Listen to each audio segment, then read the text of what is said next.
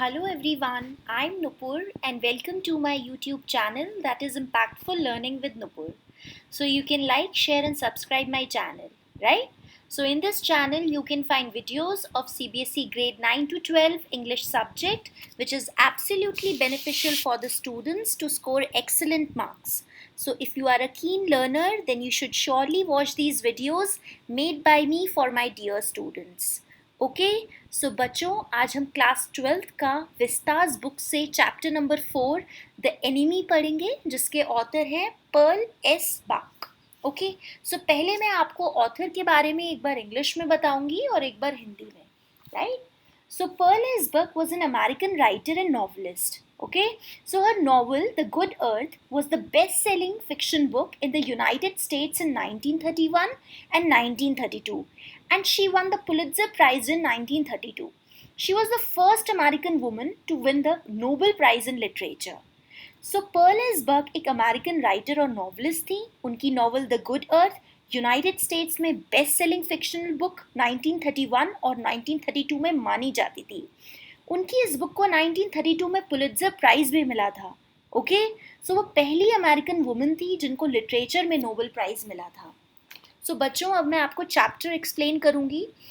सारे पैराग्राफ्स मैं एक बार इंग्लिश में एक्सप्लेन करूंगी, एक बार हिंदी में करूंगी, जैसे कि मैं अपने प्रीवियस वीडियोस में करती हुई आई हूँ। ओके सो मैं स्टार्ट करूंगी डॉक्टर सदाओ होकीज से एंड ये मैं फिनिश करूंगी to the future for Japan पे, राइट? सो पहले मैं आपको इंग्लिश में एक्सप्लेन करूंगी एंड देन हिंदी में। So doctor Sadao Hoki's house was built near the Japanese beach where he had spent his childhood days hopping and playing with his friends. Okay, so his house was set upon the rocks so that it couldn't get easily drowned by the high tides, and beach was surrounded with pine trees. In his childhood days, Sadao used to climb the pine trees as he had seen men in the South Seas when they climbed for coconuts. Sadao's father used to take him to the South Seas islands and always said to the little brave Sadao that those islands there are the stepping stones to the future for Japan. So बच्चों doctor सदाओ होकी का house Japanese बीच के पास बना था जहाँ पर उन्होंने अपने childhood day spend करे थे, और सदाओ की बचपन में बहुत स्वीट मेमोरीज बनाई थी सदाओ ने। ओके जो बहुत ही स्वीट मेमोरीज उस जगह से जुड़ी हुई थी। सदाओ का घर रॉक्स के ऊपर बना हुआ था जिससे कि अगर बीच पर कोई हाई टाइड्स आ जाए तो उनका घर डूबने से बच जाए। सो जो बीच सदाओ के घर के पास था वहाँ पर किनारे में बहुत सारे पाइन ट्रीज थे। अपने बचपन के दिनों में सदाओ पाइन ट्रीज पर क्लाइंब किया करते थे क्योंकि सदाओ ने साउथ सीज में कई सारे मेन को कोकोनट ट्रीज पर चढ़ते हुए देखा था। वहीं से सदाओ ने ट्रीज पर क्लाइंब करना सीखा था। ओके सदाओ के फादर बचपन में उनको साउथ सीज आइलैंड लेकर जाते थे और छोटे से ब्रेव सदाओ को बोला करते थे कि वो जो दूर आइलैंड तुम देख रहे हो वो जापान के लिए स्टेपिंग स्टोन्स मीन्स उनकी कंट्री को बहुत आगे तक ले जाएगा और उनकी कंट्री को पावर दिलवाएगा, मीन्स जापान को पावर दिलवाएगा। इस तरीके की ब्रेव बातें सदाओ के फादर उनको अक्सर समझाया करते थे। ओके अब हम नेक्स्ट पैरा पे आएंगे जो कि वेयर शैल वी स्टेप से स्टार्ट है and on what we make it पे खत्म होता है। ओके ये लास्ट की 4 लाइन्स हैं। So now after hearing the brave words of his father, Sadao asked his father that where shall we step from them. Then his father replied that, who knows? No one can limit our future. It depends on us and how we make it. So बच्चों अपने father के brave words को सुनकर सदाओ ने अपने father से पूछा कि जब हमारी कंट्री के पास पावर आ जाएगी तो हम वहाँ से कहाँ तक पहुँचेंगे। यह सुनकर सदाओ के फादर आंसर देते हैं कि कोई भी हमारे फ्यूचर को लिमिटाइज्ड यानी रोक नहीं सकता है। ये पूरा हम पर डिपेंड करता है कि हमें कहाँ तक पहुँचना है। ओके और हमें क्या क्या अचीव करना है, राइट? अब हम नेक्स्ट पेज पे आएंगे जो कि पेज नंबर 25 है। ओके सो मैं इसी तरीके से पैरा 1 लूँगी जो कि सदाओ हैड टेकन से स्टार्ट है and being kept in Japan में ख़त्म होता है। So Sadao had taken his father's words very seriously that no one can limitize our future, and it completely depends on us that till where we want to take our flight. Sadao's father had taken a lot of pains for Sadao, and his education was his father's chief concern. So Sadao's education was his father's chief concern, right? And for this reason only, his father had sent him to America to get perfection in surgery and medicine when Sadao was 22 years old. So at the age of 30, Sadao came back, and before his father's death, his father had seen him as a surgeon also and a scientist too. Scientist because Sadao was discovering a kind of medicine which would heal the wounds entirely. Sadao was not sent with the troops because he was doing the scientific discovery. So Sadao was kept in Japan. So students, this whole story is revolving in the time of World War II, where America and Japan were enemies. Okay, that's why the name of the chapter is The Enemy. So one more reason for not sending Sadao with the troops, because there was an old general who needed an operation for a condition, and that's why Sadao was kept in Japan. सो सदाओ ने अपने father के words को बहुत seriously लिया था, जो कि ये थे कि कोई भी इंसान हमारे फ्यूचर को लिमिटाइज नहीं कर सकता है, और ये कम्प्लीटली हम पर डिपेंड करता है कि हमें अपनी फ्लाइट मतलब अपनी उड़ान कहाँ तक भरनी है या कहाँ तक ले जानी है. सदाओ के फादर ने सदाओ के लिए बहुत पेन्स उठाए थे. सदाओ की अच्छी एजुकेशन ही सदाओ के फादर की प्रायोरिटी थी, राइट? और इसी रीज़न की वजह से सदाओ के फादर ने उनको अमेरिका भेजा था, जिससे कि सदाओ एक अच्छे सर्जन बन जाए.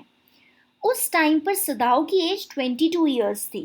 ओके, सो 30 की एज में सदाओ वापस आ गए, और उनके फादर ने अपनी डेथ से पहले सदाओ को सर्जन और एक साइंटिस्ट बनते हुए देख लिया था, तो वो बहुत सेटिस्फाइड थे. वैसे तो सदाओ अमेरिका सर्जरी और मेडिसिन की पढ़ाई करने गए थे, लेकिन वो एक साइंटिस्ट भी बन गए थे.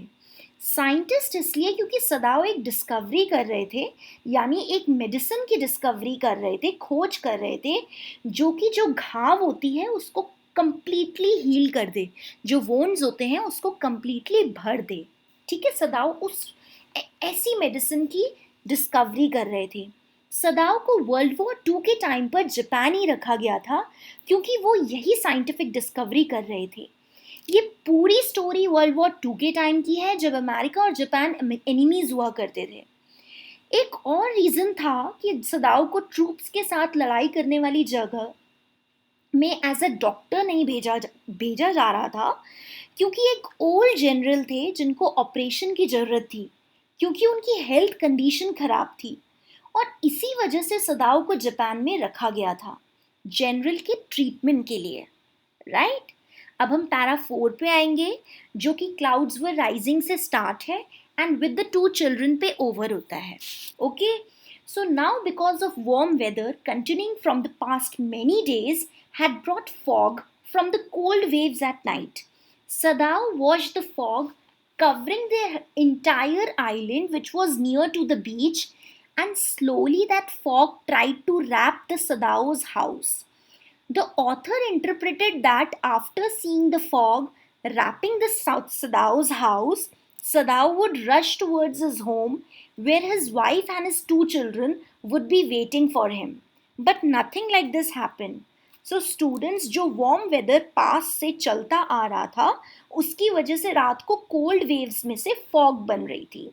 सो सदाओ ये देख रहा था कि फॉग ने पूरे आइलैंड को ढक दिया था, और वो आइलैंड बीच के पास था, और वही फॉग सदाओ के पूरे घर को भी रैप कर रही थी. मीन्स सदाओ का पूरा हाउस फॉग से ढकता चला जा रहा था.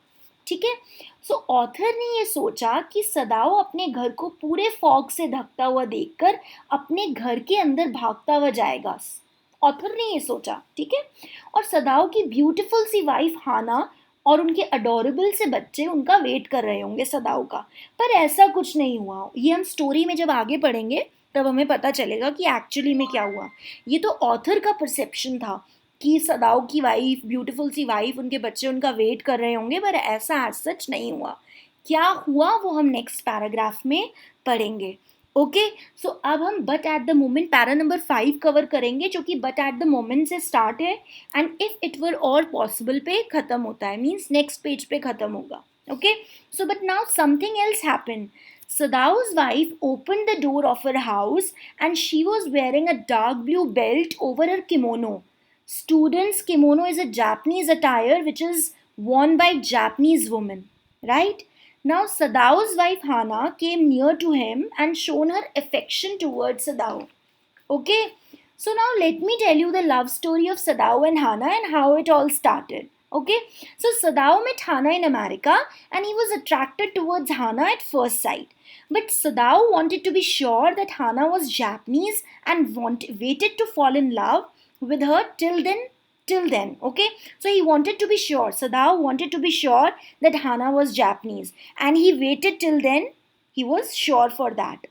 And Sadao's father also would have never accepted Sadao's and Hana's relation if Hana had not been Japanese. Okay, so Sadao was knowing this.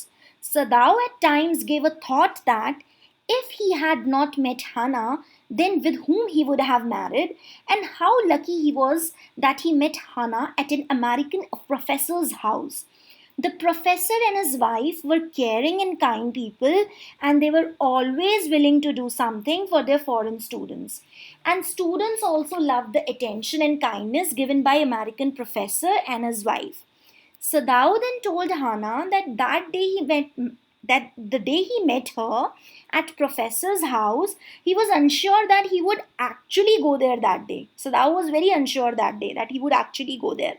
But it was destined to meet Hana at American professor's house, and then their love for each other started blooming from that point. So बच्चों, अब students कुछ और ही हुआ. Means सदाओ के अपने घर के अंदर जाने से पहले ही सदाओ की वाइफ ने डोर ओपन कर दिया और हाना ने किमोनो के ऊपर डार्क ब्लू बेल्ट पहनी हुई थी. ओके, किमोनो एक जापानीज ड्रेस होती है जो कि जापानीज वुमेन पहनती हैं. ओके, सो अब क्या होता है कि सदाओ को देखकर उनकी वाइफ हाना उनके पास आती है और अपना अफेक्शन सदाओ को दिखाती हैं. क्या दिखाती हैं? अफेक्शन दिखाती हैं. अब मैं सदाओ और हाना की लव स्टोरी को जो कैसे स्टार्ट हुई वो बताने जा रही हूँ. राइट, सो सदाओ हाना अमेरिका में मिले थे और वो सदाओ हाना से अमेरिका में मिले थे और हाना को देखकर काफ़ी अट्रैक्टेड फील कर रहे थे. पर हाना को लव करने से पहले सदाओ श्योर रहना चाहते थे कि हाना जापानीज ही है. यानी अगर हाना जापानीज नहीं होती तो सदाओ के फादर उनके रिलेशन को कभी भी एक्सेप्ट नहीं करते. और सदाओ के लिए अपने फादर की एक्सेप्टेंस बहुत मैटर करती थी. दो वो हाना को बहुत पसंद करने लगे थे, बहुत अट्रैक्टेड हो गए थे हाना को देख के. तो ये सारे डायनेमिक्स देखने के बाद तो सदाओ एक्चुअली में हाना को अपनी वाइफ बनाना चाहते थे. उनको पता लग गया था सदाओ को कि ठीक है, हाना जापानीज भी है और सदाओ को बहुत पसंद भी है. तो ये सारे डायनेमिक्स उन्होंने देखे, कैलकुलेट किए और फिर उन्होंने उनसे शादी करने के लिए सोचा. ओके, ये सदाओ का परसेप्शन था. ठीक है, ये ज़रूरी नहीं है कि सबका परसेप्शन हो, ये सदाओ का परसेप्शन था. सो सदाओ कई बार ये सोचते थे कि अगर वो हाना से शादी नहीं करते तो उनकी लाइफ में कौन सी गर्ल होती. और हाना को उनकी लाइफ में सदाओ काफ़ी लकी भी मानते थे. सदाओ को काफ़ी लकी लगती थी हाना, कि हाना के आने से उनकी लाइफ में बहुत प्रोग्रेस हुई, लकी रही, अच्छा हुआ उनकी लाइफ में, सब कुछ ब्यूटीफुल हुआ. ओके, सदाओ ये मानते थे. सदाओ हाना की प्रेजेंस को बहुत चेरिश करते थे. सदाओ हाना से अमेरिकन प्रोफेसर के घर मिले थे. अमेरिकन प्रोफेसर और उनकी वाइफ काफ़ी केयरिंग और काइंड थे और वो हमेशा अपने फॉरेन स्टूडेंट्स को काफ़ी लव एंड अटेंशन देते थे. सदाओ ने हाना को बताया था कि जिस डे पर वो हाना से अमेरिकन प्रोफेसर के घर पर मिले थे, उस दिन सदाओ का वहाँ जाने का कोई प्लान नहीं था. पर सदाओ की डेस्टिनी में लिखा था कि उनको हाना से मिलना था और बाद में जाकर हाना को सदाओ की वाइफ भी बनना था. और फिर प्रोफेसर के घर से ही सदाओ और हाना के बीच प्यार ब्लूम होने लग गया था. ओके, चलो अब हम नेक्स्ट पेज पे आएंगे. हम पेज नंबर 26 पे आएंगे. अब हम नाउ ही फेल्ट से स्टार्ट करेंगे and cheek against his arm पे फिनिश करेंगे. This is para number 6. So Sadao and Hana were extremely in love with each other, even though they had been married for many years and also had two children. But Sadao's and Hana's marriage didn't happen unconsciously.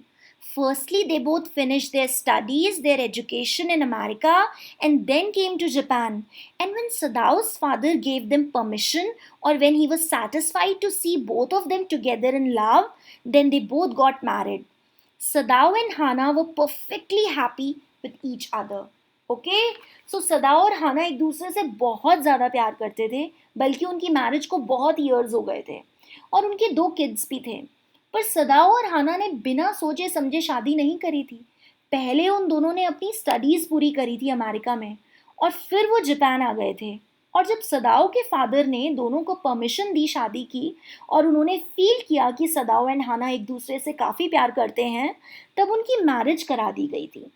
Sadao and हाना एक दूसरे के साथ बहुत happy रहा करते थे, okay, और वो दोनों एक दूसरे की कंपनी को बहुत एंजॉय करते थे।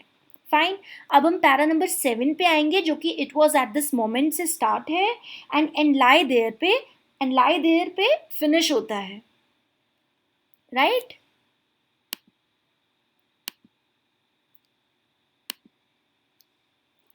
ये मैं 2 पैराग्राफ्स एक साथ ले रही हूँ। So at that moment, when both Sadao and Hana was pouring love on each other, they saw a man coming out from the fog. Okay, what they saw a man coming out from the fog, and he was looking totally black and looked like he was thrown out of the ocean through a high wave. He walked few steps and was fallen down, and then again he was hidden in the fog. Hana was surprised to see this view and asked Sadao about that man. The man was crawling and coming near to Hana and Sadao. So जिस moment पर सदाओ और Hana एक दूसरे की company enjoy कर रहे थे, तभी उन्होंने एक मैन को देखा, एक स्ट्रेंजर को देखा, जो कि फॉग से निकलता हुआ दिखा और दिखने में वो पूरा ब्लैक लग रहा था, पूरा कीचड़ लग रहा था उसके ऊपर। और उस मैन को देखकर ऐसा लगा कि उस मैन को ओशन की बड़ी सी लहर ने फेंका है, बाहर की तरफ फेंका है। फिर इस मैन ने, जिनका नेम अभी तक स्टोरी में मेंशन नहीं हुआ है, वो मैन ने कुछ स्टेप्स आगे बढ़ाए और फिर वो गिर गए, ओके, वो ज़मीन पर गिर गए और फिर से फॉग से ढक गए, ओके, फॉग ने उस मैन को फिर से ढक लिया। हाना उस मैन को देखकर बहुत ज़्यादा सरप्राइज हो गई और उन्होंने सरदाव से क्वेश्चन किया कि ये कौन है भाई, कौन है ये इंसान? सो वो स्ट्रेंजर मैन क्रॉल यानी रेंगते रेंगते हाना और सदाव के नज़दीक आते दिख रहे थे, ओके। अब हम पैरा 8 पे आएंगे, जो कि अब फिशरमैन परहैप्स से स्टार्ट है एंड ये पेज नंबर 27 पे ओवर होगा। कहाँ ओवर होगा? ये सबसे टॉप पे ओवर होगा, बैडली टॉर्न पे, he must be badly torn पे फिनिश होगा। So now suddenly Hana asked Sadao that who is this man? Then Sadao replied, or he guessed, okay, Sadao ने guess किया, he replied or guessed that man as a fisherman. उसने guess किया कि he is a fisherman who was fallen from his boat and coming closer to them for some help, right? So a mile away there was fishing villages, but near Sadao's home there was only a coast with rocks. But somehow that man who was guessed as a fisherman by Sadao and Hana had managed to come near to their house and his condition was very pathetic. So बच्चों, अब क्या होता है कि हाना सदाओ से पूछती है कि ये मैन कौन है जो फॉग में थोड़ा थोड़ा ढका हुआ सा दिख रहा है। फिर सदाओ हाना को बोलते हैं कि हो सकता है ये एक फिशरमैन हो और ये अपनी बोट से गिर गया हो और हमारी हेल्प लेने के लिए आगे आ रहा हो, ओके। सो थोड़ी सी दूरी पर कुछ फिशिंग विलेजेस थी, पर सदाओ के घर के पास कोस्ट और रॉक्स थे, ओके। किसी भी तरीके से वो जो स्ट्रेंजर मैन था वो क्रॉल करते करते हाना और सदाओ के घर के करीब आने की कोशिश कर रहा था, उसको हेल्प चाहिए थी, वो कोशिश कर रहा था, ओके। अब हम पैरा 9 पे आएंगे, जो कि दे सॉ व्हेन से स्टार्ट है and a white man Hana whispered पे फिनिश होता है।